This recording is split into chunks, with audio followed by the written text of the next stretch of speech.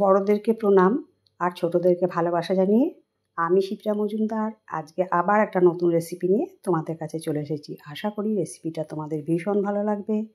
তাহলে দেখতে শুরু করো এখন থেকে। আজকে আমি তোমাদেরকে কি দেখাতে চলেছি দেখো বন্ধুরা। আমি গ্যাসের ওভেনে একটা কড়াই চাপিয়ে সর্ষের তেল দিয়ে দিচ্ছি। এখানে আমি প্রায় 3 চামচের মতো সর্ষের তেল দিয়ে দিলাম। এবার কয়েকটা বড়ি নিয়ে তেলের মধ্যে ছেড়ে দিয়েছি। এবার বড়িগুলোকে লাল লাল করে ভেজে নেব।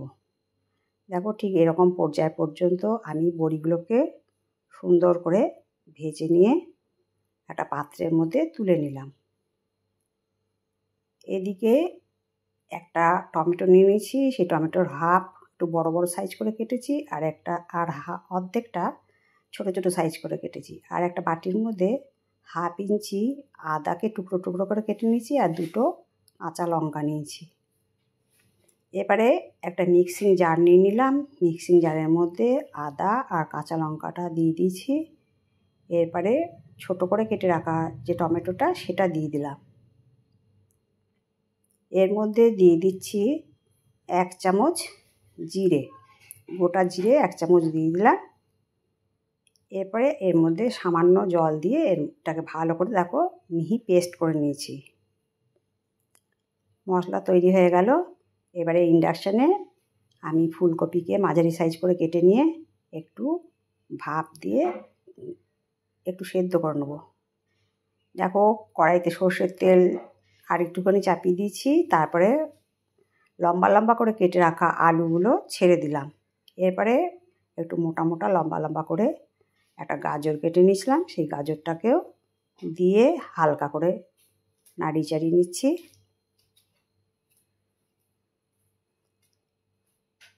দেখো এই রকম পর্যায় পর্যন্ত যখন ভাজা হয়ে গেল, তারপরে আমি এর মধ্যে দিয়ে দিচ্ছি অর্ধেক করে কেটে রাখা শিম আর বিনস।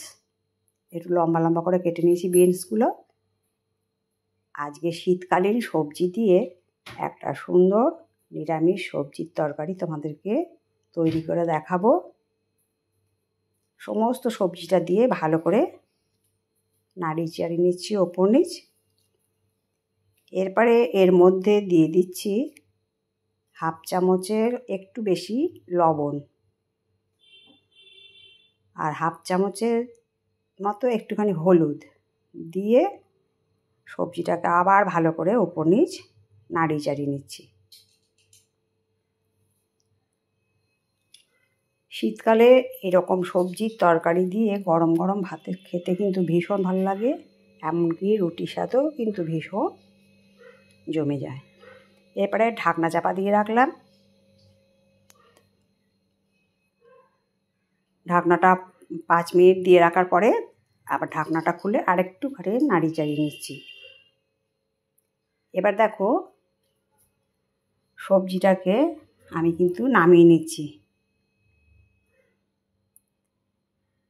যেই বাটিটার মধ্যে বড়ি তুলে রেখেছিলাম সেই বাটির মধ্যেই সবজিটাকে সম্পূর্ণটা নামিয়ে নিলাম। এরপরে আরেকটুখানি তেল নিয়ে গরম করে নিলাম। তারপরে এবারে আমি এর মধ্যে ফুলকপিগুলো সেদ্ধ করে নিয়েছিলাম সেগুলোকে দিয়ে দিলাম। ফুলকপিগুলোকেও সুন্দর করে ভেজে নেব।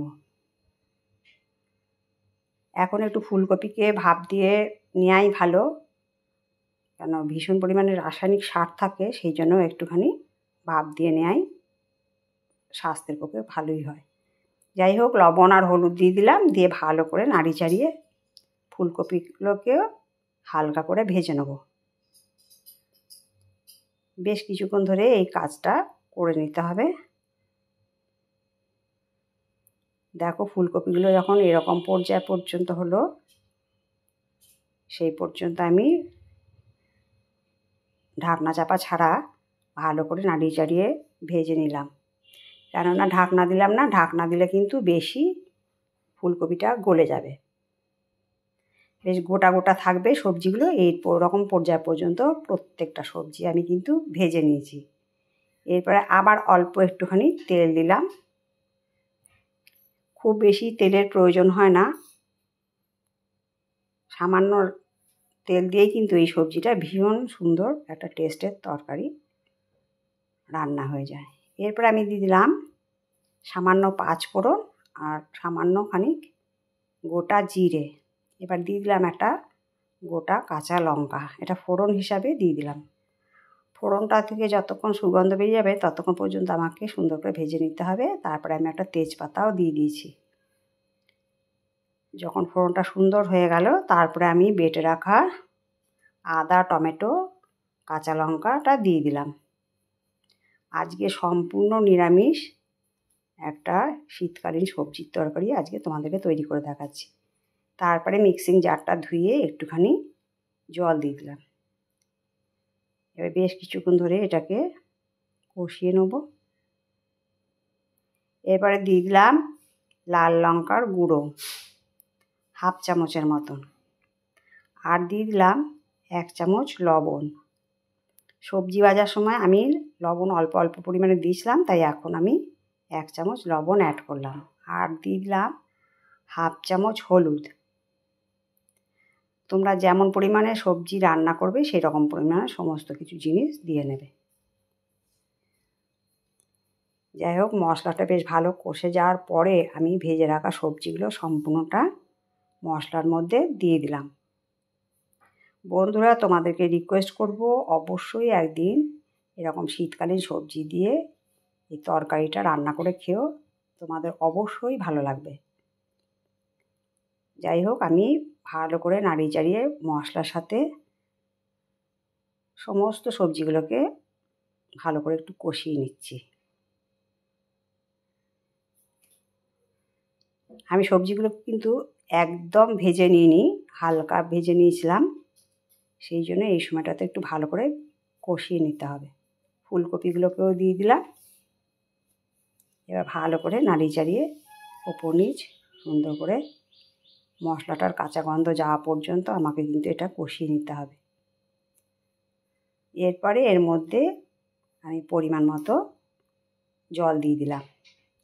সবজির বাটিটা ধুয়ে জলটা দিয়ে দিলাম।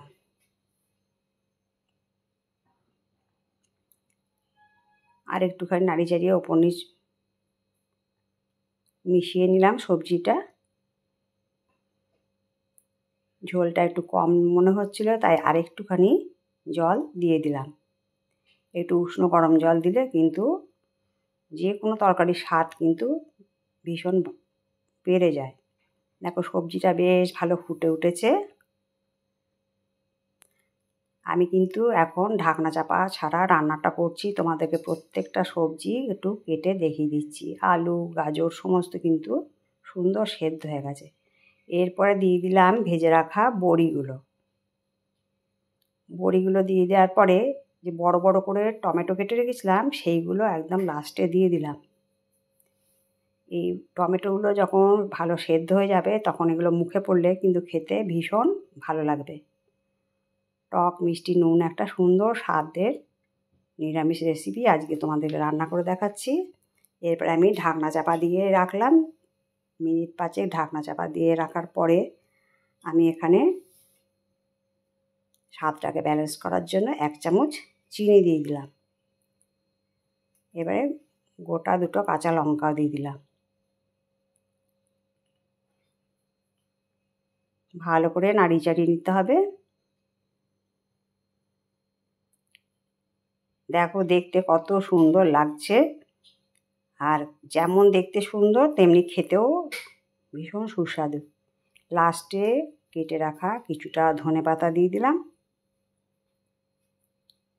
এই ধনেপাতা দেওয়ার জন্য নিরামিষ সবজির তরকারিটা ভীষণ সুন্দর একটা গন্ধ হয়।